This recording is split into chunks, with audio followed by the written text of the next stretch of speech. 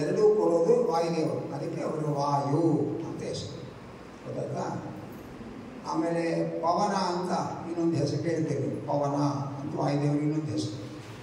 ಪವನ ಅಂತ ಯಾಕೆ ಹೆಸರು?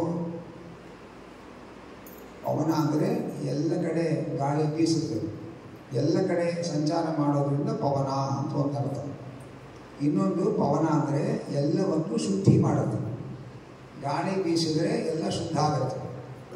ನೀವೀಗ ಹಾಲೆಲ್ಲ ಊಟ ಆದಮೇಲೆ ಎಲ್ಲ ಸಾರಿಸ್ತೀವಿ, ಸಾರಿಸಿದ ಮೇಲೆ ಓಡಾಡಬೇಡಿ, ಒಂದು ನಿಮಿಷ ಗಾಳಿ ಫ್ಯಾನ್ ಹಾಕಿದ್ದೇವೆ ಆಗಲಿ ಅಂತ ಅಂದರೆ ಆ ಗಾಳಿ ಬೀಸಿ ಅದೆಲ್ಲ ಶುದ್ಧಿ ಆಗುತ್ತೆ. ಕೆಲವು ಪದಾರ್ಥಗಳನ್ನು ಮೈಲಿಗೆ ಆಗಿದ್ದರೆ ಅದನ್ನು ಗಾಳಿಯಲ್ಲಿ ಇಡಬೇಕು, ಬಿಸಿಲಲ್ಲಿ ಇಡಬೇಕು. ಆದಮೇಲೆ ಗಾಳಿ ಬೀಸಿದ್ರೆ, ಬಿಸಿಲು ಬಿದ್ದರೆ ಅದು ಶುದ್ಧಿ. ನೀವೆಲ್ಲ ನೋಡ್ತೀರಿ, ಈಗ ಹುಣಸೆ ಹಣ್ಣು ಅಥವಾ ಇದು ಬೇಸಿಗೆ ಕಾಲ ಬಂದರೆ ಎಲ್ಲ ಬಿಸಿಲಿಗೆ ಹಾಕ್ತಾರೆ. ಮನೆಯೊಳಗೆ ಡಬ್ಬಿ ಒಳಗೆ ಉದ್ದಿನಬೇಳೆ, ಕಡಲೆಬೇಳೆ ಎಲ್ಲ ಇರುತ್ತೆ, ಅದು ತುಂಬ ದಿವಸ ಆಗೋಗಿರುತ್ತೆ. ಅದನ್ನು ತೊಗೊಂಡು ಬಿಸಿಲಲ್ಲಿ ಮರದಲ್ಲಿ ಇಟ್ಟು ಬಿಸಿಲಲ್ಲಿ ಹಾಕ್ತಾರೆ. ಯಾಕೆ? ಅದೇ ಒಣಗಿ ಹಪ್ಪಳ ಉಪ್ಪೆ ಎಲ್ಲ ಹೋಗುತ್ತೆ ಅಂತ. ಅಷ್ಟೇ ಅಲ್ಲ, ಆ ಬಿಸಿಲು ಬಿದ್ದರೆ ಅದು ಶುದ್ಧಿ ಆಗುತ್ತೆ. ಬಿಸಿಲಲ್ಲಿ ಶುದ್ಧಿ, ಬಿಸಿಲು ಎಲ್ಲಿಂದ ಬರೋದು? ಸೂರ್ಯನಿಂದ ಬರೋದು. ಸೂರ್ಯನಿಗೆ ಬಿಸಿಲು ಕೊಡೋರು ಯಾರು? ವಾಯುದೇವರು. ವಾಯುದೇವರು ಸೂರ್ಯನಲ್ಲಿದ್ದು ಬಿಸಿಲು ಕೊಡ್ತಾರೆ, ಬೆಳಕು ಕೊಡ್ತಾರೆ, ಸುಡೋ ಶಕ್ತಿ ಕೊಡ್ತಾರೆ. ನೀವು ಬೆಳಿಗ್ಗೆ ಎದ್ಬಿಟ್ಟು ಸೂರ್ಯನ ನೋಡ್ತೀರಿ. ಸೂರ್ಯನ ನೋಡಬೇಕಾದ್ರೆ ಈ ಸೂರ್ಯನೊಳಗೆ ಪ್ರಾಣದೇವರಿದ್ದು ಸೂರ್ಯನಿಗೆ ಬೆಳಕು ಕೊಡ್ತಾರೆ, ಸೂರ್ಯನಿಗೆ ಬಿಸಿಲು ಕೊಡ್ತಾರೆ. ಆ ಬಿಸಿಲಿನಿಂದ ಬಿಸಿಲು ಸುಡುತ್ತೆ ನಮ್ಮನ್ನು, ಆ ಸುಡೋ ಶಕ್ತಿ ಕೊಡ್ತಾರೆ. ಆ ಸೌರಶಕ್ತಿ ಅಂತ ಹೇಳ್ತಾರೆ ನೋಡಿ. ಸೌರಶಕ್ತಿ ಇದ್ರೇ ಈಗ ತುಳಸಿ ಗಿಡಕ್ಕೂ ಕೂಡ ಬಿಸಿಲು ಬಿದ್ರೇ ತುಳಸಿ ಗಿಡ ಚಿಗುರೋದು. ಬಿಸಿಲೇ ಬೆಳೆದವರು ತುಳಸಿ ಗಿಡ ಒಣಗೋಗುತ್ತೆ. ಯಾಕೆ? ಆ ಎಲ್ಲರನ್ನು ಬದುಕಿಸೋ ಶಕ್ತಿ ಸೂರ್ಯನ ರೇಸಲ್ಲಿದೆ. ನಾವು ತುಳಸಿ ಗಿಡಕ್ಕೆ ಸರಿಯಾಗಿ ಬಿಸಿಲೇ ಬಿಡ್ತಾ ಇಲ್ಲ, ಒಣಗೆ ಹೋಯ್ತು ಅಂತ ದೊಡ್ಡವರು ಮಾತಾಡ್ತಾ ಇರ್ತಾರೆ. ಯಾಕೆ? ಗಿಡ ಬೆಳಿಬೇಕಾಗಿದ್ದರೆ ಆ ಗಿಡಕ್ಕೆ ಸೂರ್ಯನ ಬಿಸಿಲು ಬೀಳಬೇಕು. ಆ ಬಿಸಿಲಿನಲ್ಲಿ ಎಲ್ಲರನ್ನು ಬದುಕಿಸೋ ಶಕ್ತಿ ಇದೆ, ಎಲ್ಲರನ್ನು ಸೃಷ್ಟಿ ಮಾಡುವ ಶಕ್ತಿ ಇದೆ. ಅದು ಹೇಗೆ ಬಂತು ಅಂದರೆ, ವಾಯುದೇವರು ಸೂರ್ಯನಲ್ಲಿ ನಿಂತುಕೊಂಡು ಆ ಬಿಸಿಲು ಕೊಡ್ತಾರೆ, ಆನಂತರ ಬದುಕಿಸೋ ಶಕ್ತಿ ಕೊಡ್ತಾರೆ, ಆನಂತರ ಸುಡೋ ಶಕ್ತಿ ಕೊಡ್ತಾರೆ ಸೂರ್ಯನಿಗೆ. ಈಗ ಸೂರ್ಯನ ಒಳಗೆ ವಾಯುದೇವರಿದ್ದು ಬಿಸಿಲು ಕೊಡ್ತಾರೆ, ಸುಡೋ ಶಕ್ತಿ ಕೊಡ್ತಾರೆ, ಬೆಳಕು ಕೊಡ್ತಾರೆ. ಅದೇ ಸೂರ್ಯ ನಮ್ಮ ದೇಹದೊಳಗೆ ಎಲ್ಲಿದ್ದಾನೆ? ನಮ್ಮ ದೇಹದೊಳಗೂ ಸೂರ್ಯ ಇದ್ದಾನೆ. ಎಲ್ಲಿದ್ದಾನೆ? ಕಣ್ಣಿನಲ್ಲಿದ್ದಾನೆ ಸೂರ್ಯ. ಕರೆಕ್ಟ್. ಅಥವಾ ಕಣ್ಣಿನಲ್ಲಿ ಇದ್ದಾನೆ ಸೂರ್ಯ. ಆ ಕಣ್ಣಿನಲ್ಲಿ ಸೂರ್ಯ ಇದ್ದು ಸೂರ್ಯನಿಗೆ ವಾಯುದೇವರು ಪ್ರೇರಣೆ ಮಾಡ್ತಾರೆ, ನಮಗೆ ಎಲ್ಲದರ ವಸ್ತುವಿನ ಜ್ಞಾನ ಬರುತ್ತೆ. ಹಾಗಾಗಿ ಕಣ್ಣಿಗೆ ಅಭಿಮಾನಿ ಸೂರ್ಯ. ಸೂರ್ಯನೊಳಗೆ ಪ್ರಾಣದೇವರಿದ್ದುಕೊಂಡು ಎಲ್ಲವನ್ನು ತೋರಿಸುವ ಶಕ್ತಿಯನ್ನು ಕೊಡ್ತಾರೆ. ಆ ಪ್ರಾಣದೇವರಿಗೆ ವಿಶ್ವ ಎಂಬ ರೂಪ ಪ್ರೇರಣೆ ಮಾಡಿ ನಮಗೆ ಎಲ್ಲವನ್ನು ತೋರಿಸುವ ಶಕ್ತಿ ಕೊಡ್ತಾರೆ. ಅರ್ಥ ಆಯ್ತಾ? ವಾಯು ಅಂದರೆ ಏನರ್ಥ?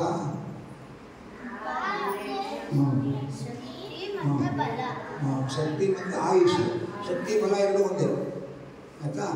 ವಾ ಅಂದರೆ ಬಲ, ಬಲ ಅಂದರೆ ಶಕ್ತಿ. ಆಮೇಲೆ ಆಯು ಅಂದರೆ ಆಯುಷ್ಯ. ಬಲ ಮತ್ತು ಆಯುಷ್ಯ ಎರಡೂ ಕೊಡೋದ್ರಿಂದ ವಾಯು ಅಂತ ಹೆಸರು. ಪವನ ಅಂತ ಯಾಕೆ ಹೆಸರು? ಎಲ್ಲವನ್ನು ಶುದ್ಧಿ ಮಾಡ್ತಾರೆ. ಎಲ್ಲ ಕಡೆ ಗಾಳಿ ಬೀಸಿ ಎಲ್ಲವನ್ನು ಶುದ್ಧಿ ಮಾಡ್ತಾರೆ. ಅದಕ್ಕೆ ಪವನ ಅಂದರೆ ಎಲ್ಲ ಕಡೆ ಬೀಸಿ ಶುದ್ಧಿ ಮಾಡುವವರು ಅಂತ ಅರ್ಥ. ಇದಲ್ಲದೇ ಇನ್ನೊಂದು ಹೆಸರಿದೆ ಪ್ರಾಣದೇವರಿಗೆ, ಪ್ರತ್ಯಕ್ಷ ಅಂತ ಒಂದು ಹೆಸರಿದೆ. ಪ್ರತ್ಯಕ್ಷ ಬರ್ಕೊಳ್ಳಿ, ಪ್ರತ್ಯಕ್ಷ ಅಂತ ಒಂದು ಹೆಸರಿದೆ. ಏನು ಹೆಸರು? ಪ್ರತ್ಯಕ್ಷ. ಪ್ರತ್ಯಕ್ಷ ಅಂದ್ರೆ ಅರ್ಥ ಏನಂದರೆ ಪ್ರತಿ ಪ್ಲಸ್ ಅಕ್ಷ ಈಸ್ ಈಕ್ವಲ್ ಟು ಪ್ರತ್ಯಕ್ಷ ಅಂತ ಅದನ್ನು ಡಿವೈಡ್ ಮಾಡ್ಕೋಬೇಕು. ಪ್ರತಿ ಅಕ್ಷ ಪ್ರತ್ಯಕ್ಷ. ಅಕ್ಷ ಅಂದ್ರೇನು? ಅಕ್ಷ ಅಂದರೆ ಎಲ್ಲ ಇಂದ್ರಿಯಗಳು. ಪ್ರತಿ ಅಂದರೆ ಪ್ರತಿಯೊಂದು ಇಂದ್ರಿಯದೊಳಗೂ ಪ್ರಾಣದೇವರು ನಿಯಾಮಕರಾಗಿದ್ದಾರೆ. ಅದಕ್ಕೆ ಅವರಿಗೆ ಪ್ರತ್ಯಕ್ಷ ಅಂತ ಹೆಸರು. ಕಣ್ಣು ನೋಡಬೇಕಾಗಿದ್ದರೆ ಪ್ರಾಣದೇವರು ಇರಬೇಕು, ಕಿವಿ ಕೇಳಿಸ್ಕೋಬೇಕಾದ್ರೆ ಪ್ರಾಣದೇವರು ಇರಬೇಕು, ನಾಲಿಗೆ ರುಚಿ ನೋಡಬೇಕಾದ್ರೆ ಪ್ರಾಣನೇ ಹೋದರೆ ಕಣ್ಣು ನೋಡುತ್ತಾ, ಕಿವಿ ಕೇಳಿಸ್ಕೊಳುತ್ತಾ, ನಾಲಿಗೆ ರುಚಿ ನೋಡುತ್ತಾ? ಪ್ರಾಣದೇವರಿದ್ರೇ ಕಣ್ಣಲ್ಲಿ ನೋಡೋಕ್ಕಾಗತ್ತೆ. ನಾವು ಬದುಕಿದ್ರೆ ನೋಡ್ತೀವಿ, ತಿಂತೀವಿ, ಮೂಸ್ತೀವಿ, ಎಲ್ಲ ಮಾಡ್ತೇವೆ. ಆ ಬದುಕಿಸ್ಬೇಕಾಗಿದ್ದರೆ ಒಳಗೆ ಪ್ರಾಣದೇವರು ಇರಬೇಕು. ಪ್ರಾಣದೇವರಿದ್ದರೆ ನಮಗೆ ಬದುಕಿಸೋದು. ಹಾಗಾದರೆ ಪ್ರಾಣ ಅನ್ನೋದು ಪ್ರತಿಯೊಂದು ಅಕ್ಷ ಅಂದರೆ ಇಂದ್ರಿಯಗಳು. ಕಣ್ಣು, ಮೂಗು, ಕಿವಿ ಎಲ್ಲ ಇಂದ್ರಿಯಗಳಿಗೂ ಕೂಡ ಪ್ರಾಣದೇವರು ನಿಯಾಮಕರಾಗಿದ್ದಾರೆ. ಅದಕ್ಕೆ ಪ್ರಾಣದೇವರಿಗೆ ಪ್ರತಿ ಅಕ್ಷ ಅಂತ ಹೆಸರು. ನಿಂಗೆ ಯಾರು ನಿದ್ರೆ ಕೊಡ್ತಾ ಇರೋದು? ಪ್ರಾಜ್ಞ. ಹಾಂ, ನೀನು ಕೇಳು ವಿಶ್ವಾಯ ನಮಃ ಅಂತ ಹೇಳು. 4 ಸರಿ ಎಚ್ಚರಿಕೆ ಬರ್ತಾವೆ, ಪಾಠ ಕೇಳಕ್ಕಾಗತ್ತೆ. ಹೇಳು ವಿಶ್ವಾಯ ನಮಃ. ಹಾಂ, ಇನ್ನೊಂದು ಸರಿ ಹೇಳು. ಹಾಂ ಹಾಂ ಹಾಂ, ನಿಂಗೆ ವಿಶ್ ಮಾಡ್ತಾರೆ ವಿಶ್ವ ಆಯಿತಾ. ಹಾಗೆ ಪ್ರತ್ಯಕ್ಷ ಅಂತ ಪ್ರಾಣದೇವರಿಗೆ ಹೆಸರು. ಆಮೇಲೆ ನೀವೆಲ್ಲ ಮಕ್ಕಳು ಹುಟ್ಟಿದ್ದೀರಿ, ನಿಮ್ಮ ದೇವನಾಮ ಹೇಳ್ಕೊಡ್ತಾರೆ. ಹನುಮಾನಮ್ಮ, ತಾಯಿ ತಂದೆ, ಹನುಮಾನಮ್ಮ, ಬಂಧು ಬಳಗ ಅಂತ ಹೇಳಿದ್ರೆ ಕೇಳಿದಿರ ದೇವನಾಮ ಹೇಳ್ಕೊಟ್ಯಾರ? ಹನುಮಾನಮ್ಮ ತಾಯಿ ತಂದೆ ಯಾಕೆ? ನಮ್ಮ ತಾಯಿ ತಂದೆ ಯಾರೋ ಇದ್ದಾರೆ ಮನೆಯೊಳಗೆ, ಇವರು ಬಂದರೆ ಇವರೆಲ್ಲ ಅವ್ರನ್ನ ಮರ್ಸ್ಬಿಟ್ಟು ಇವರು ಹನುಮಾನೇ ನಮ್ಮ ಅಪ್ಪ ಅಮ್ಮ ಅಂತ ಹೇಳ್ಕೊಡ್ತಾರೆ. ನಮ್ಮ ಅಪ್ಪ ಅಮ್ಮ ಬೇರೆ ಇರ್ತಾರೆ, ಹೌದಲ್ಲ? ನಾವು ಫಾರ್ಮ್ ಫಿಲ್ ಮಾಡ್ಕೊಂಡು ಹನುಮಾನ್ ಬರ್ತೀವಿ, ನಾವು ಯಾರೋ ಇನ್ನೊಬ್ಬ ಅಪ್ಪ ಅಮ್ಮನ ಹೆಸರು ಬರ್ತೀವಿ. ಆದರೆ ದಾಸರು ಏನು ಮಾಡಿದ್ರು? ಹನುಮಾನಮ್ಮ ತಾಯಿ ತಂದೆ ಅಂತ ಹೇಳ್ಕೊಟ್ರು. ಯಾಕೆ ಹೇಳ್ಕೊಟ್ರು ಅಂದರೆ ಮಗು ಹುಟ್ಟೋದು ಹೇಗೆ ಅಂತ ಒಂದು ವಿಷಯ ಹೇಳ್ತಾರೆ ಉಪನಿಷತ್ತಲ್ಲಿ. ಅದನ್ನು ಕೇಳಿದ್ಮೇಲೆ ನಮ್ಗೆ ಗೊತ್ತಾಗುತ್ತೆ ಹನುಮಾನಮ್ಮ ತಾಯಿ ತಂದೆ ಯಾಕೆ. ಈ ಜೀವ ಹುಡ್ತಾನಲ್ಲ, ಅವನನ್ನು ಯಾವ ಜೀವ ಹುಟ್ಟಬೇಕೋ ಅವನನ್ನು ಪ್ರಾಣದೇವರು ಮೋಡದಲ್ಲಿ ತಂದು ಕೊಡಿಸ್ತಾರೆ. ಆಯಿತಾ? ಯಾವ ಪ್ರಾಣದೇ ಯಾವ ಜೀವ ಇಲ್ಲಿ ಹುಟ್ಟಬೇಕೋ ಆ ಜೀವನನ್ನು ಪ್ರಾಣದೇವರು ಎಲ್ಲಿ ತಂದು ಕೊಡಿಸ್ತಾರೆ? ಹರೇ ನಮಃ. ಇಲ್ಲಿ ನೋಡ್ತಾರೆ, ಇಲ್ಲಿ ನೋಡ್ತಾರೆ. ಆಯಿತಾ? ವಾಯುದೇವ ಆ ಜೀವನನ್ನು ವಾಯುದೇವರು ಎಲ್ಲಿ ತಂದು ಕೊಡಿಸ್ತಾರೆ? ಮೋಡದಲ್ಲಿ ತಂದು ಕೊಡಿಸ್ತಾರೆ. ಪ್ರಾಜ್ಞಾಲಿಂಗನ ಜಾಸ್ತಿ ಆಗಿದೆ ನಿಮಗೆ ಅಂತ. ಮೋಡದಲ್ಲಿ ತಂದು ಕೂಡಿಸ್ತಾರೆ. ಆ ಜೀವ ಮೋಡದಲ್ಲಿ ಇರ್ತಾನಲ್ಲ, ಆ ಮೋಡದಿಂದ ಮಳೆ ಬರುತ್ತದೆ. ಮಳೆ ಬಂದಾಗ ವಾಯುದೇವರು ಆ ಮೋಡದಲ್ಲಿರೋ ಜೀವನನ್ನು ಮಳೆ ನೀರಿನಲ್ಲಿ ಕರ್ಕೊಂಡ್ಬರ್ತಾರೆ. ಕರ್ಕೊಂಡ್ಬಂದು ಭೂಮಿಗೆ ಸೇರಿಸ್ತಾರೆ. ಈ ಭೂಮಿ ಒಳಗೆ ಸೇರ್ಕೊಳ್ಳುತ್ತೆ ಜೀವ. ಭೂಮಿಯೊಳಗೆ ಸೇರಿಕೊಂಡಿರೋ ಜೀವನ ಭೂಮಿ ಮೇಲೆ ಅಕ್ಕಿ ಬೇಳೆ ಎಲ್ಲ ಬೆಳೆಯುತ್ತಲ್ಲ, ಅದರೊಳಗೆ ಜೀವನನ್ನು ಕೂಡಿಸ್ತಾರೆ. ಆ ಧಾನ್ಯದಲ್ಲಿ ಆ ಧಾನ್ಯವನ್ನು ಯಾವ ಜೀವ ಯಾರ ಮನೇಲಿ ಹುಟ್ಟಬೇಕೋ, ನೀವು ಯಾವ ಮಾಲಲ್ಲಿ ಹೋಗಿ ಸಾಮಾನು ತರ್ತೀರೋ, ಪ್ರಾಥಮಿಕ ಸ್ಟೋರಲ್ಲಿ ಸಾಮಾನು ತರ್ತೀರೋ, ಆ ಜೀವನನ್ನು ಆ ಅಕ್ಕಿ ಮೂಟೆ ಒಳಗೆ ತಂದು ಕೂಡಿಸಿರ್ತಾರೆ ವಾಯುದೇವರು. ನಿಮ್ಮ ಮನೆಗೆ ಬಂದ ಮೇಲೆ ಅಡುಗೆ ಮಾಡಿಕೊಂಡು ಊಟ ಮಾಡ್ತಾರೆ ಅಪ್ಪ ಅಮ್ಮ ಕೂತ್ಕೊಂಡು. ಆ ಜೀವ ಅಪ್ಪನ ಹೊಟ್ಟೆ ಒಳಗೆ ಹೋಗೋ ಹಾಗೆ ಮಾಡ್ತಾರೆ ಪ್ರಾಣದೇವರು. ಅಪ್ಪನಿಂದ ಅಮ್ಮನ ಹೊಟ್ಟೆಗೆ ಬರೋ ಹಾಗೆ ಮಾಡ್ತಾರೆ. ಅಮ್ಮನ ಹೊಟ್ಟೆಗೆ ಬಂದ ಮೇಲೆ ಅಮ್ಮ ಪ್ರೆಗ್ನೆಂಟ್ ಆಗಿದ್ದಾಳೆ ಅಂತ ಎಲ್ಲರೂ ಹೇಳ್ತಾರೆ. ಆ ಪ್ರೆಗ್ನೆಂಟ್ ಆಗಬೇಕಾದ್ರೆ ಏನರ್ಥ?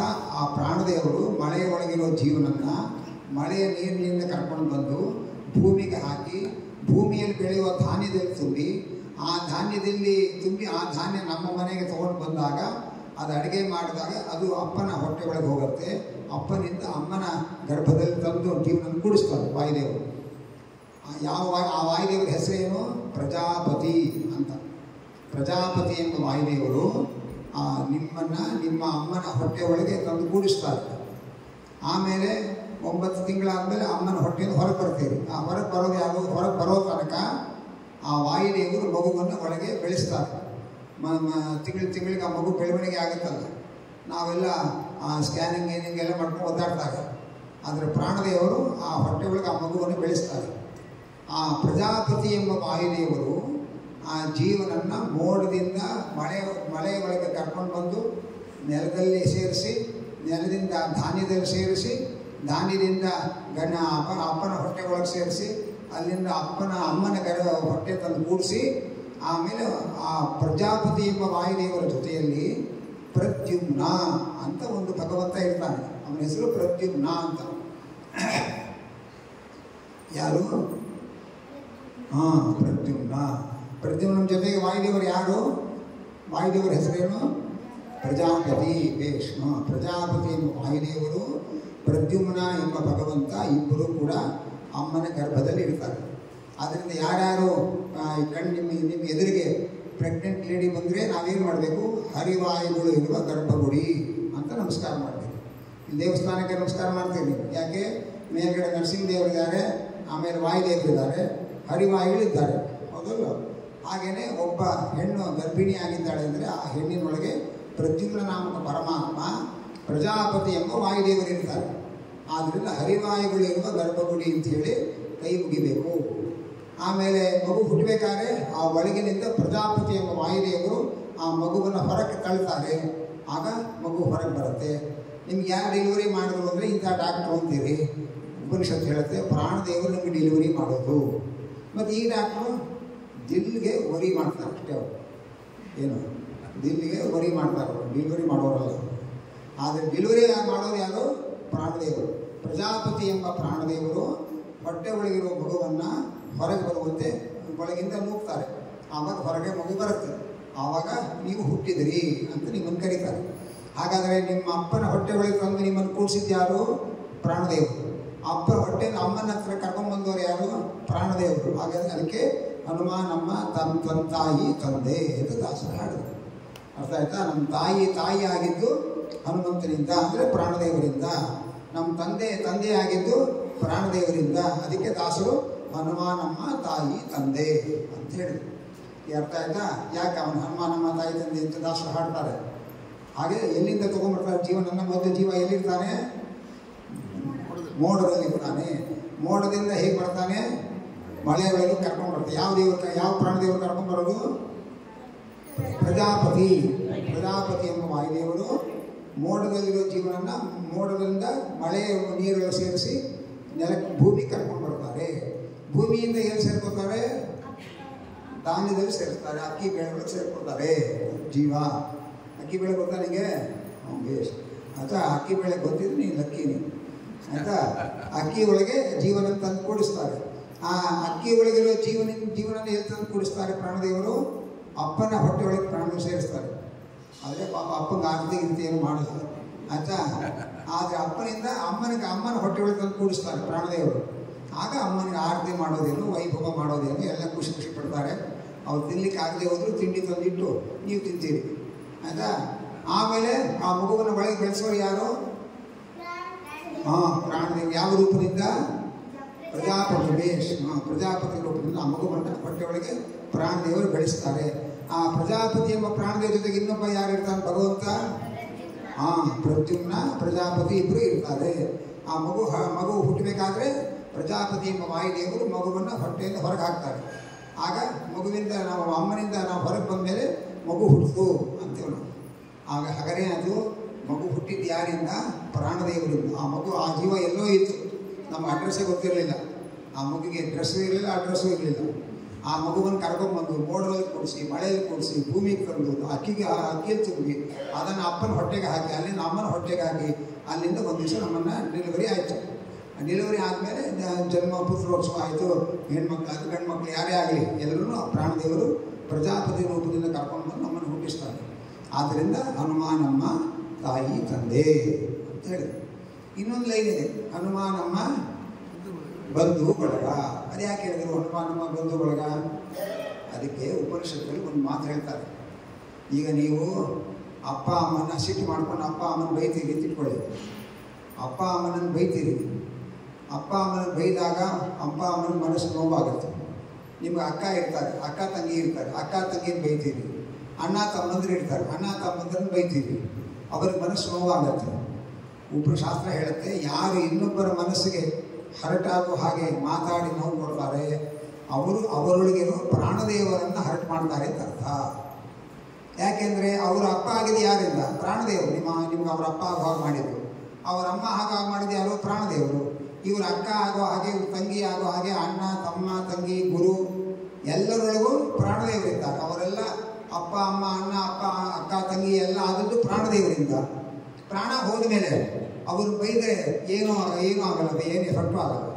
ಪ್ರಾಣ ಹೋದ ಮೇಲೆ ಅವರು ಬೈದರೆ ಏನಾದ್ರು ಎಫೆಕ್ಟ್ ಆಗುತ್ತಾ? ಏನು ಎಫೆಕ್ಟ್ ಆಗಲ್ಲ. ಪ್ರಾಣ ಇದ್ದಾಗ ನೀವು ಬೈದರೆ ಅವ್ರಿಗೆ ಬೇಜಾರಾಗುತ್ತೆ. ಹಾಗಾದರೆ ಯಾಕೆ ಬೇಜಾರಾಯಿತು? ಒಳಗೆ ಪ್ರಾಣದೇವರು ನಿಮ್ಮನ್ನು ಅವರನ್ನು ಬಂಧುವಾಗಿ ಮಾಡಿದ್ದಾರೆ, ನಿಮಗೆ ಬಂಧು ಬಳಗ ಆಗೋ ಹಾಗೆ ಮಾಡಿದ್ದಾರೆ. ನಿಮಗೆ ಅವರು ಬಂಧು ಬಳಗ ಆಗೋ ಹಾಗೆ ಮಾಡಿದ ಪ್ರಾಣದೇವರಲ್ಲಿ ಇರ್ತಾರಾದ್ರಿಂದ ನೀವು ಏನಾದರೂ ಬೈದರೆ ಅದು ಪ್ರಾಣದೇವರ ತನಕ ಟಚ್ ಆಗುತ್ತೆ. ನಿಮ್ಮ ಭಾಷೆಯಲ್ಲಿ ಹೇಳೋದಾದ್ರೆ ಪ್ರಾಣದೇವರ ತನಕ ನೀವು ಬೈಯೋದು ಟಚ್ ಆಗುತ್ತೆ. ಆವಾಗ ಪ್ರಾಣದೇವರಿಗೆ ಸಿಟ್ಟು ಬರುತ್ತೆ.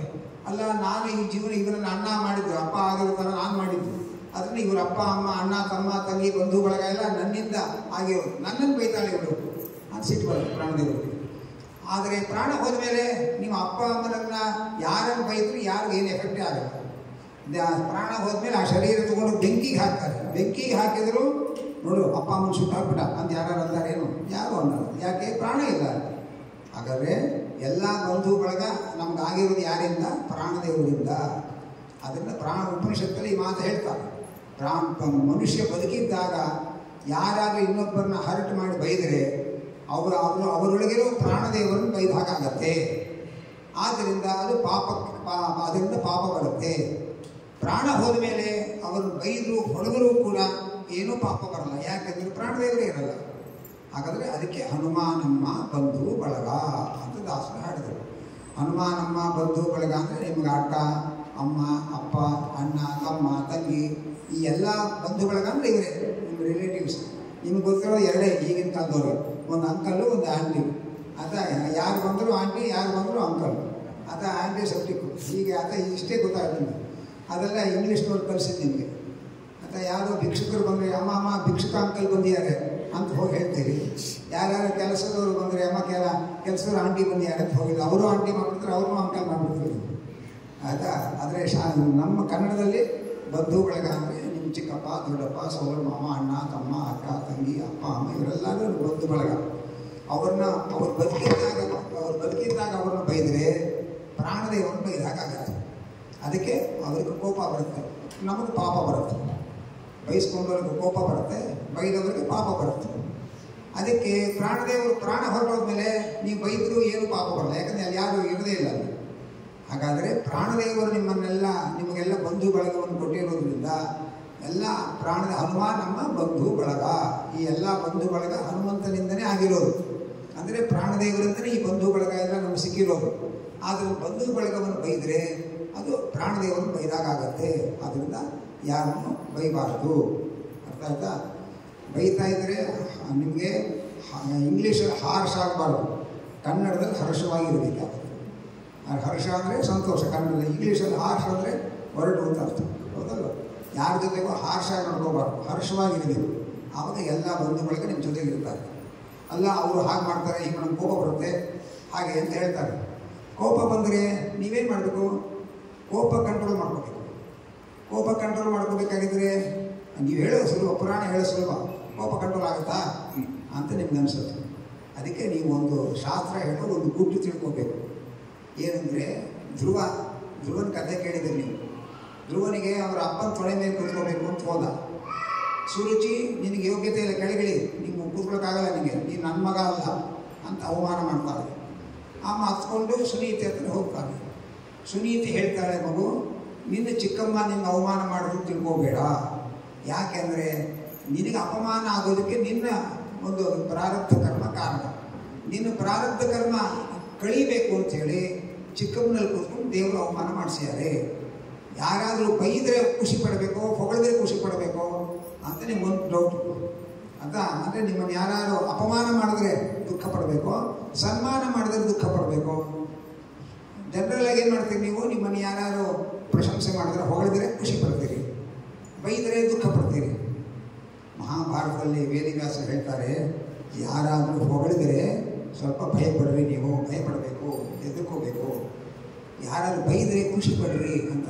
ಯಾಕೆಂದರೆ ಬೈಸ್ಕೊಂಡ್ರೆ ಪಾಪ ಪರಿಹಾರ ಆಗುತ್ತೆ, ಹೊಗಳಿಸ್ಕೊಂಡ್ರೆ ಪುಣ್ಯ ಪರಿಹಾರ ಆಗುತ್ತೆ.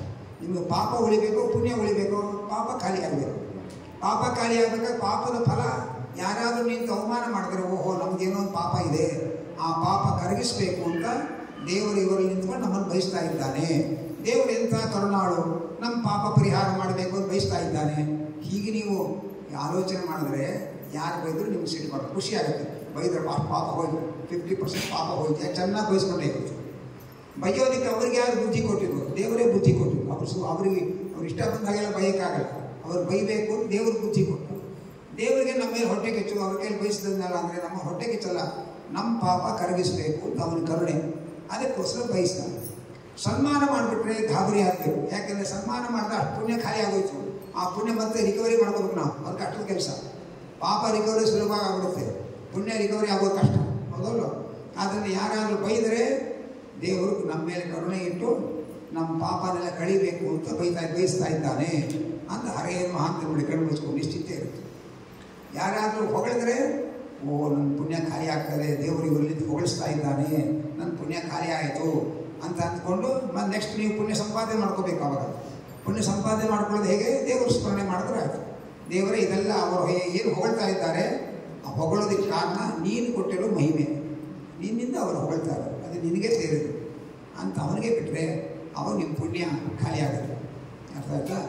ಆದ್ದರಿಂದ ಇದನ್ನು ನಿಮ್ಮ ಮನಸ್ಸಲ್ಲಿ ತಿಳ್ಕೊಬೇಕು. ನಾಳೆ ನೀವು ಸ್ಕೂಲ್ ಹೋಗ್ತೀರಿ, ನಿಮ್ಮ ಟೀಚರ್ ಬೈತಾರೆ, ನಿಮ್ಮ ಮನೇಲಿ ಏನೋ ಗಲಾಟೆ ಮಾಡ್ತೀರಿ, ನಿಮ್ಮ ಅಪ್ಪ ಅಮ್ಮ ಬೈತಾರೆ. ಅವಾಗ ಬೈದಾಗ ನೀವು ಖುಷಿ ಪಡಬೇಕು. ಯಾಕೆಂದರೆ ನಮ್ಮ ಪಾಪ ಬೆಳಿಬೇಕು, ದೇವ್ರು ಸಂಕಲ್ಪ ಮಾಡಿ ಅದಕ್ಕೆ ನಮ್ಮನ್ನು ಬಯಸ್ತಾ ಇದ್ದಾನೆ. ಹಾಗೆ ಅಂತ ಯಾರು ಹೊಗಳಿದ್ರೆ ಓಹೋ ಪುಣ್ಯ ಖಾಲಿ ಆಗುತ್ತಪ್ಪ, ಹುಷಾರಾಗಿರ್ಬೇಕು, ತುಂಬ ಹೊಗಳ್ತಾ ಇದ್ದಾರೆ ಇವರು, ನಾವು ಪುಣ್ಯ ನೆಕ್ಸ್ಟ್ ಸಂಪಾದನೆ ಮಾಡ್ಕೋಬೇಕು, ಪುಣ್ಯ ಖಾಲಿಯಾಗಿ ಹೋಗ್ಬಿಡುತ್ತೆ ಅಂತ ಹೀಗೆ ಯೋಚನೆ ಮಾಡಿದ್ರೆ ಆಗ ನಿಮ್ಮ ಮನಸ್ಸು ಕಂಟ್ರೋಲಲ್ಲಿ ಇರುತ್ತೆ. ಅರ್ಥ ಆಯ್ತಾ? ಅದನ್ನು ನಿಮಗೆ ಹೊರಗಡೆ ಸ್ಕೂಲಲ್ಲಿ ಇದನ್ನೆಲ್ಲ ಹೇಳ್ಕೊಡೋದು. ಹೊರಗಡೆ ಸ್ಕೂಲಲ್ಲಿ ಇದು ನೀವು ಪ್ರಹ್ಲಾದನ ಕಥೆ ಕೇಳ್ತಿರಲ್ಲ, ಪ್ರತಿನಿತ್ಯ ಷಂಡಾಮರ್ಕರ್ ಪಾಠ ಮಾಡ್ತಾಯಿದ್ರು.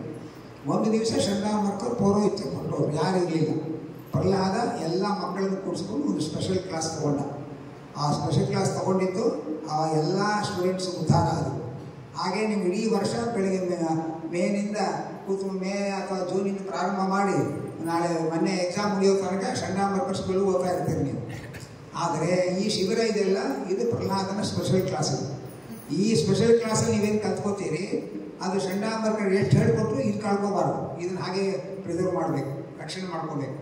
ಆದರೆ ಏನು ಶಿಬಿರ ಒಂದೇ ಒಂದು ವಾರ ಆಗುತ್ತೆ, ಒಂದು ವಾರ ಶಿಬಿರದಲ್ಲಿ ನಾವೇನು ಕಲ್ತ್ಕೋತೀವಿ, ಅಲ್ಲಿ 10 ತಿಂಗಳು ಸ್ಕೂಲ್ಗೆ ಹೋಗ್ತೀವಿ, ಅಲ್ಲಿ ಎಷ್ಟು ಹೇಳ್ಕೊಡ್ತಾರೆ. ಇವರು ಒಂದೇ ವಾರದಲ್ಲಿ ನಮ್ಗೆ ಏನು ಹೇಳ್ಕೊಡ್ತಾರೆ ಅಂತ ನಿಮ್ಗೆ ಅನ್ಕೋಬೋದು. ಆದರೆ ಒಂದು ಎಕ್ಸಾಂಪಲ್ ಹೇಳ್ತೀನಿ ನೋಡ್ರಿ. ಬೆಂಕಿಪಟ್ಟಣ ಗೀರ್ತೀರಿ. ಆ ಬೆಂಕಿಪಟ್ಟಣ ಗೀರಿದಾಗ ಆ ದೀಪ ಎಷ್ಟು ಉರಿಯುತ್ತೆ? ಫ್ಯೂ ಸೆಕೆಂಡ್ಸ್ ಅಷ್ಟೇ ಉರಿಯೋದು.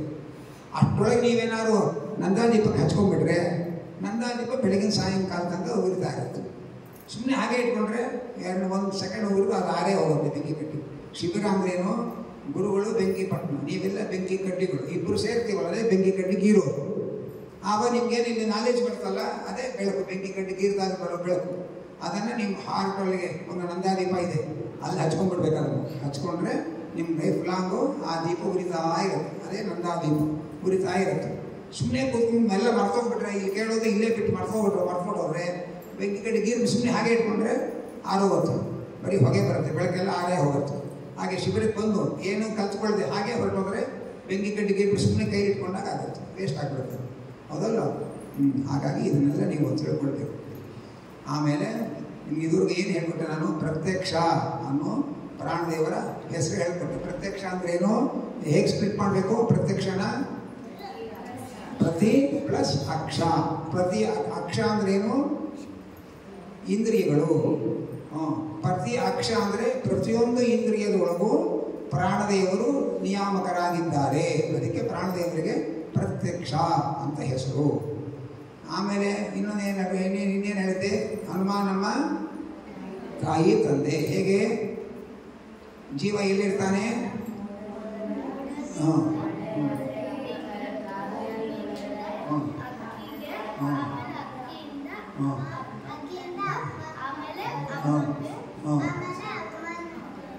ಆಮೇಲೆ ಅಮ್ಮನ ಹೊಟ್ಟೆಯಿಂದ ಹೊರ ಬರುತ್ತೆ.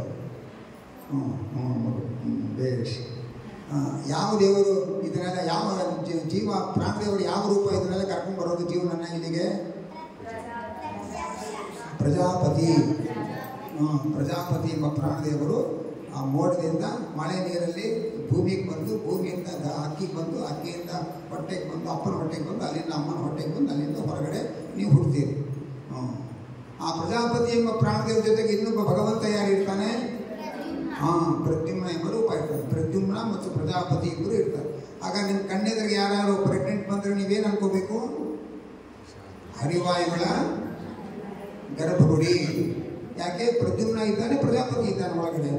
ಹರಿವಾಯುಗಳ ಗರ್ಭಗುಡಿ ಅಂತ ತಿಳ್ಕೊಂಡು ಅವರಿಗೆ ನಮಸ್ಕಾರ ಮಾಡಬೇಕು. ಯಾವ ಜಾತಿ ಬೇಕಾರಾಗಿರಲಿ, ನಿಮ್ಮ ಎದುರಿಗೆ ಯಾರೇ ಪ್ರೆಗ್ನೆಂಟ್ ಆಗಿರೋ ಹೆಂಗ್ಸ್ ಬಂದರೆ ಹರಿವಾಯುಗಳಿದ್ದಾರೆ, ನಮಸ್ಕಾರ, ಪ್ರದ್ಯುಮ್ನಾಯ ನಮಃ, ಪ್ರಜಾಪತಿಯೇ ನಮಃ ಅಂತ ಕೈ ಮುಗಿಬೇಕು.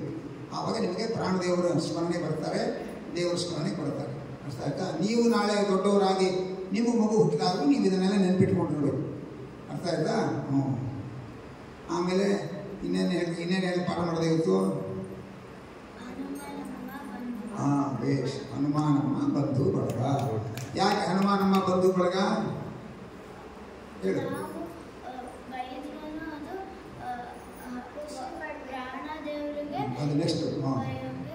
ನಾವು ಯಾರಿಗಾರು ಬೈದರೆ, ಯಾರಿಗೆ ದೊಡ್ಡ ಅಕ್ಕ ಅಣ್ಣ ತಮ್ಮ ತಂಗಿ ಯಾರಿಗಾರು ಬೈದರೆ ಅವರೊಳಗಿರೋ ಪ್ರಾಣದೇವರನ್ನು ಬೈದಾಗ ಆಗತ್ತೆ. ಯಾಕೆ? ಅವರು ಅಕ್ಕ, ಅವರ ಅಮ್ಮ, ಅವರ ತಂಗಿ, ಅವರ ಅಣ್ಣ ಎಲ್ಲ ಆಗಿದ್ದು ಪ್ರಾಣದೇವರಿಂದ. ಆದ್ದರಿಂದ ಅವ್ರನ್ನ ಬೈದರೆ ಪ್ರಾಣದೇವರನ್ನು ಬೈದಾಗ ಆಗುತ್ತೆ. ಅದಕ್ಕೋಸ್ಕರ ಯಾರನ್ನೂ ಬೈಬಾರ್ದು. ಯಾರಾದರೂ ನಿಮ್ಮನ್ನು ಬೈದರೆ ನೀವೇನು ಅನ್ಕೋಬೇಕು ಪುಟ? ಖುಷಿ ಪಡಬೇಕು. ಯಾಕೆ ಖುಷಿ ಪಡಬೇಕು? ಪಾಪ ಎಲ್ಲ ಹೋಯ್ತು ಅಂತ ಖುಷಿ ಪಡಬೇಕು. ಯಾರು ನಿಮ್ಮನ್ನು ಹೊಗಳಿದರೆ ಯಾಕೆ? ಖಾಲಿ ಆಗಬೇಕು. ಪುಣ್ಯ ಖಾಲಿ ಆದರೆ ಏನು ಮಾಡಬೇಕು? ನಿಮ್ಮ ಮತ್ತೆ ವಾಪಸ್ ಸಂಪಾದನೆ ಹೇಗೆ ಮಾಡಬೇಕು? ಪುಣ್ಯ ಸಂಪಾದನೆ ದೇವ್ರ ಸ್ಮರಣೆ ಮಾಡಬೇಕು. ಬೇಷ್ ಬೇಷ್. ಇಲ್ಲ ನನಗಿಂತ ಬುದ್ಧಿವಂತರು ನೀವೆಲ್ಲ ಹಂಗೆ ಮಾಡ್ತಿದ್ದೀರಾ. ಆಮೇಲೆ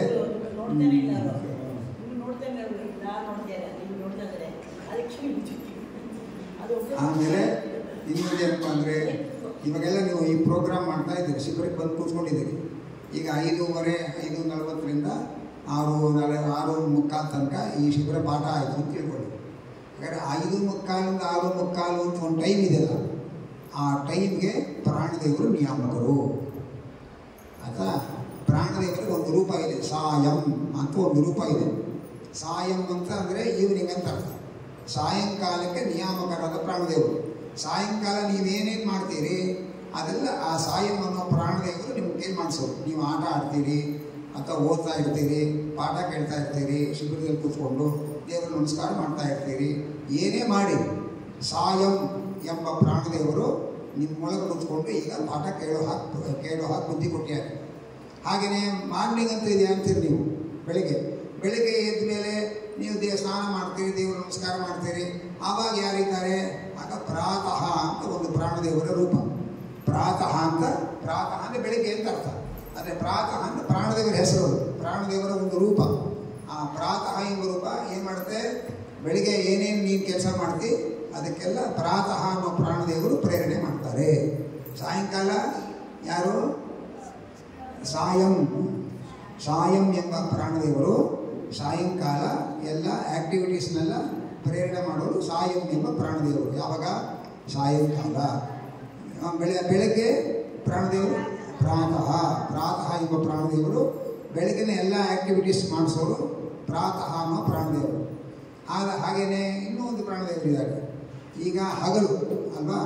ಹಗಲಲ್ಲಿ ಪ್ರಾಣದೇವರು ನಿಯಾಮಕರಿದ್ದಾರೆ. ಹಗಲಲ್ಲಿ ಪ್ರಾಣದೇವರು, ಅದಕ್ಕೆ ಹೆಸರೇನು? ಅಹ ಪ್ಲಸ್ ಅಮ್ಮಹ ಬರುತ್ತೀರೋ 0 ಅದು ಬರೀಬೇಕು. ಅಹಹ ಅಂದರೆ ಹಗಲಿನ ಪ್ರಾಣದೇವರಿಗೆ ಅಹಹ ಅಂತ ಹೆಸರು. ಹಗಲಿನಲ್ಲಿ ಅಂದರೆ ಡೇ ಟೈಮಲ್ಲಿ ನೀವು ಏನೇನು ಮಾಡ್ತೀರಿ? ಆ ಪ್ಲಸ್ ಹ. ಡೌಟ್ಸ್ ಮುಂದೆ ನೀವೇ ನನ್ನೇ ಕೇಳ್ಬೇಕು ಡೈರೆಕ್ಟಾಗಿ. ಆ ಪ್ಲಸ್ ಹ ಅದು ಪಕ್ಕದಲ್ಲಿ 2 0 ಹಾಕಿ. ಅಮ್ಮಹ ಅಂತ ಬರ್ತೀರಲ್ಲ, ಹಾಗೆ 2 0 ಹಾಕಿ. ಅಹಹ ಅಂದರೆ ಅಹಹ ಅಲ್ಲ. ಕಲಿಬೇಕಾದ್ರೆ ಆಗೊಂದು 0 ಆಕೆ 2 0 ಅಹಹ ಅಂತ ಹೇಳ್ತಿರಲ್ಲ, ಅದು ಅಹಹ ಅಂತ ಪ್ರಾಣದೇವರ ಹೆಸರು. ಆ ಪ್ರಾಣದೇವರು ಹಗಲಿಗೆ ಡೇ ಟೈಮಲ್ಲೆಲ್ಲ ನಿಮ್ಮಲ್ಲಿ ಏನೇನು ಆ್ಯಕ್ಟಿವಿಟೀಸ್ ಆಗುತ್ತೆ ಅದಕ್ಕೆಲ್ಲ ಅಹಹ ಅನ್ನೋ ಪ್ರಾಣದೇವರು ನಿಮ್ಗೆ ಶಕ್ತಿ ಕೊಡ್ತಾರೆ. ಹಾಗೆ ಅಂತ ಅರ್ಥ. ಹಾಗೆಯೇ ರಾತ್ರಿಗೆ ಭಾರತೀ ದೇವಿ ನಿಯಾಮಕ. ರಾತ್ರಿ ಒಳಗೆ ನೀವು ಮಲ್ಕೊಳಕ್ಕೆ ಹೋಗ್ತೀರಿ, ಓದ್ತಾ ಕೂತಿರ್ತೀರಿ, ಏನೋ ಮಾಡ್ತೀರಿ. ಆ ರಾತ್ರಿ ಆ್ಯಕ್ಟಿವಿಟೀಸ್ನೆಲ್ಲ ಭಾರತೀ ದೇವಿ ನಿಯಾಮಕಳದಕ್ಕೆ. ಹಗಲಿಗೆ ಅಹಹ ಅನ್ನುವ ಪ್ರಾಣದೇವರು ನಿಯಾಮಕರು, ರಾತ್ರಿಗೆ ಭಾರತೀ ದೇವಿ ನಿಯಾಮಕರು.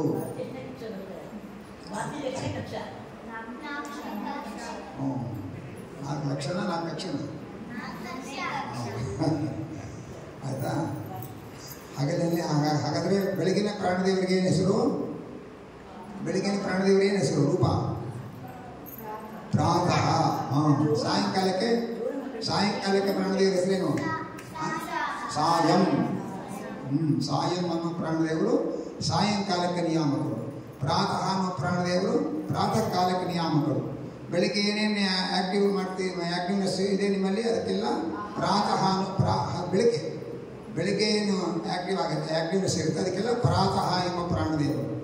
ಸಾಯಂಕಾಲ ನೀವೇನೇನು ಕಾರ್ಯಕ್ರಮ ಮಾಡ್ತೀರಿ, ಓದ್ತೀರಿ, ಕೂತ್ಕೊಂಡು ದೇವ್ರ ನಮಸ್ಕಾರ ಮಾಡ್ತೀರಿ, ದೇವಸ್ಥಾನಕ್ಕೆ ಬರ್ತೀರಿ, ಶಿಬಿರದ ಪಾಠ ಕೇಳ್ತಾ ಇದ್ದೀರಿ, ಇದನ್ನೆಲ್ಲ ನಿಮ್ಮೊಳಗೆ ಕೂತ್ಕೊಂಡು ಮಾಡಿಸ್ತಾ ಇರೋದು ಯಾರು? ಸಾಯಂ ಎಂಬ ಪ್ರಾಣದೇವರು. ಹಾಗಾದರೆ ನೀವು ಪಾಠ ಕೇಳಕ್ಕೆ ಅವಕಾಶ ಕೊಡ್ರಿ ಅಂತ ಅವ್ರಿಗೆ ಥ್ಯಾಂಕ್ಸ್ ಹೇಳ್ಬೇಕು ನೀವು. ಸಾಯಂ ಪ್ರಾಣದೇವರಿಗೆ ಬೆಳಗ್ಗೆ ಪ್ರಾತಃ ಅನ್ನೋ ಪ್ರಾಣದೇವರಿಗೆ ಥ್ಯಾಂಕ್ಸ್ ಹೇಳ್ಬೇಕು. ಪ್ರಾಣದೇವರೇ ನೀವು ಪ್ರಾತಃ ಅನ್ನೋ ರೂಪದಿಂದ ಬೆಳಗಿನ ಎಲ್ಲ ಕೆಲಸ ಮಾಡಿಸ್ತಾ ಇದ್ದೀರಿ. ಇಡೀ ಹಗಲಿನ ಕೆಲಸ, ಫುಲ್ ಡೇ ಟೈಮ್ ಕೆಲಸ. ಆ ಹಗಲಿನ ಟೈಮ್ ಕೆಲಸ ಎಲ್ಲ ಮಾಡಿಸ್ತಾ ಇರೋದು ಯಾರು? ಆಹಾ ಅಂತ ಪ್ರಾಣದೇವರು. ಹಾಗೆಯೇ ಈಗ ನಿಮಗೆ ಟೈಮ್ ಆಯ್ತಲ್ಲ, ಈಗ 6:05 ಅಂತ 6:45 ಕ್ಲಾಸ್ ತಗೊಂಡು ಈ ಕಾಲ ಅನ್ನೋದು ಟೈಮ್ ಇದೆಲ್ಲ ಇದಕ್ಕೆ ಪ್ರಾಣದೇವರು ನಿಯಾಮಕರು ಅಂತಾಯಿತು. ಆಮೇಲೆ ಎಲ್ಲಿ ಉಪನ್ಯಾಸ ಮಾಡ್ತಾ ಇದ್ದೀರಿ? ಶಾಕಾಂಬರಿ ನಗರ ರಾಯರ ಮಠದಲ್ಲಿ ಕೂತು ಶಿಬಿರ ಕೇಳ್ತಾ ಇದ್ದೀರಿ. ಸೊ ಶಾಕಾಂಬರಿ ನಗರ ಅನ್ನೋದು ನಿಮಗೆ ಒಂದು ಪ್ರದೇಶ ಅಂದರೆ ಅದಕ್ಕೇನಂತಾರೆ ನಿಮ್ಮ ಇಂಗ್ಲೀಷಲ್ಲಿ? ಪ್ಲೇಸ್. ಈ ಪ್ಲೇಸ್ನ ಕೊಟ್ಟಿರೋರು ಯಾರು? ಅದಕ್ಕೆ ಪ್ರಾಣದೇವರು ಅಂತ ಹೆಸರು. ನಾ ಚೇರ್ ಮೇಲೆ ಕೂತ್ಕೊಂಡಿದ್ದೀನಿ, ನನಗೆ ಚೇರ್ ಆಧಾರ. ಈ ಚೇರು ಇದ್ದಕ್ಕಿದ್ದಾಗ ಬಿದ್ದೋಗ್ಬಿಟ್ರೆ, ಮುರಿದೋಗ್ಬಿಟ್ರೆ ನಾವು ಬಿದ್ದೋಗ್ತೀವಿ. ಹಾಗಾಗಿ ಬೀಳದೇ ಇರೋ ಹಾಗೆ 1 ಗಂಟೆ ಈ ಚೇರ್ ಮೇಲೆ ಕೂರಿಸಿದಾರಲ್ಲ, ಯಾರು ಕೂರಿಸಿರೋದು? ಪ್ರಾಣದೇವರು. ನೀವು ನೆಲದ ಮೇಲೆ ಕೂತಿದ್ದೀರಿ, ಈ ನೆಲವನ್ನೆಲ್ಲ ಹೊತ್ಕೊಂಡವ್ರು ಯಾರು? ಶೇಷದೇವರು. ಅವರ ಹೆಡೆ ಮೇಲೆ ಎತ್ಕೊಂಡಿದ್ದಾರೆ. ಶೇಷದೇವರನ್ನ ಯಾರು ಹೊತ್ಕೊಂಡಿದ್ದಾರೆ? ಪ್ರಾಣದೇವರು. ಯಾವ ರೂಪದಿಂದ? ಕೂರ್ಮ ರೂಪದಿಂದ. ಕೂರ್ಮ ಅಂದರೆ ಆಮೆ. ಕೂರ್ಮ ರೂಪದಿಂದ ಪ್ರಾಣದೇವರು ಹೊತ್ಕೊಂಡಿದ್ದಾರೆ ಶೇಷದೇವರನ್ನು. ಆ ಕೂರ್ಮ ರೂಪ ಪ್ರಾಣದೇವರನ್ನ ಯಾರು ಹೊತ್ಕೊಂಡಿದ್ದಾರೆ? ಭಗವಂತನ ಕೂರ್ಮಾವತಾರ. ಮತ್ಸ್ಯ ಕೂರ್ಮ ಅಂತ ಹೇಳ್ತಿರಲ್ಲ, ದಶಾವತಾರ. ಹಾಗಾದರೆ ಕೆಳಗಡೆ ಭಗವಂತನ ಕೂರ್ಮಾವತಾರ. ಆ ಕೂರ್ಮಾವತಾರ ಭಗವಂತ ಪ್ರಾಣದೇವರ ಕೂರ್ಮ ರೂಪವನ್ನು ಹೊತ್ಕೊಂಡಿದ್ದಾರೆ. ಆ ಪ್ರಾಣದೇವರ ಕೂರ್ಮ ರೂಪ ಶೇಷದೇವರನ್ನು ಹೊತ್ಕೊಂಡಿದೆ. ಶೇಷದೇವರ ಹೆಡೆ ಮೇಲೆ ಈ ಬ್ರಹ್ಮಾಂಡ ಇದೆ, ಅದರೊಳಗೆ ನೀವು ಓಡಾಡ್ತಾ ಇದ್ದೀರಿ. ಹಾಗಾಗಿ ನಿಮ್ಮನ್ನೆಲ್ಲ ಹೊತ್ಕೊಂಡಿರೋರು ಯಾರು? ಪ್ರಾಣದೇವರು ಕೂರ್ಮ ರೂಪದಿಂದ. ಶೇಷದೇವರು, ಪ್ರಾಣದೇವರು, ಅವರಿಗೆ ಕೂರ್ಮ ಭಗವಂತ. ಹಾಗಾಗಿ ನೀವೆಲ್ಲ ಓಡಾಡಬೇಕಾದ್ರೆ ನಿಮ್ಮ ಈ ಪ್ಲೇಸ್ಗೆ ಯಾರು ಆಧಾರ ಅಂದರೆ ಭಗವಂತ ಮತ್ತು ಪ್ರಾಣದೇವರು. ಅದಕ್ಕೆ ಪ್ರಾಣದೇವರಿಗೆ ಒಂದು ಹೆಸರಿದೆ, ಆ ಹೆಸರು ಬರ್ಕೋಬೇಕು ನೀವು. ಏನು ಹೆಸರು? ಕೂರ್ಮ ರೂಪದಿಂದ ಪ್ರಾಣದೇವರು ಬ್ರಹ್ಮಾಂಡವನ್ನು ಹೊತ್ಕೊಂಡಿದ್ದಾರೆ. ಹೇಗೆ ಹೊತ್ಕೊಂಡಿದ್ದಾರೆ? ಕೂರ್ಮ ರೂಪದ ಪ್ರಾಣದೇವರು ಶೇಷದೇವರು ಹೊತ್ಕೊಂಡಿದ್ದಾರೆ. ಆ ಶೇಷದೇವರು ಅವರ ಹೆಡೆ ಮೇಲೆ ಈ ಭೂಮಿಯನ್ನು ಹೊತ್ಕೊಂಡಿದ್ದಾರೆ. ಆ ಭೂಮಿ ಒಳಗೆ ನೀವೆಲ್ಲ ಓಡಾಡ್ತಾ ಇದ್ದೀರಿ. ಹಾಗಾಗಿ ನೀವೆಲ್ಲ ಇಲ್ಲಿ ಪಾಠ ಕೇಳಕ್ಕೆ ಕೂತ್ಕೋಬೇಕಾಗಿದ್ರೆ, ಓಡಾಡಬೇಕಾಗಿದ್ರೆ ನಿಮಗೆ ಈ ನೆಲ ಆಧಾರ. ಈ ನೆಲಕ್ಕೆ ಆಧಾರ ಶೇಷದೇವರು. ಶೇಷದೇವರಿಗೆ ಆಧಾರ ಕೂರ್ಮದೇವರು, ಬ್ರಹ್ಮದೇವರು, ಕೂರ್ಮ ರೂಪದ ವಾಯುದೇವರು. ಅವರಿಗೆ ಆಧಾರ ಪರಮಾತ್ಮನ ಕೂರ್ಮ ರೂಪ. ಮತ್ಸ್ಯ ಕೂರ್ಮ ಮರ ಅಂತಿರಲ್ಲ, ಆ ಕೂರ್ಮ ರೂಪ. ಇದನ್ನೆಲ್ಲ ಕೇಳಿದ ಮೇಲೆ ನೀವೀಗ ಒಂದು ಮಧ್ವನಾಮದ ಒಂದು ಪದ್ಯ ಅರ್ಥ ಮಾಡ್ಕೊಂಡ್ರಿ ನೀವೀಗ. ಯಾವ ಪದ್ಯ? ಆವವನು ಅಂಡೋದಕದಿ ಗೋಬಿ ಧರಿಸಿದ ಶೇಷ ಮೂರ್ತಿಯನು ಕೇಳಿದ್ರೆ ಇದಿಷ್ಟು ಕಥೆ. ಅದನ್ನು ಒಂದು ಲೈನ್ ಹೇಳ್ಬಿಟ್ರು ಶ್ರೀಪಾದರಾಜ.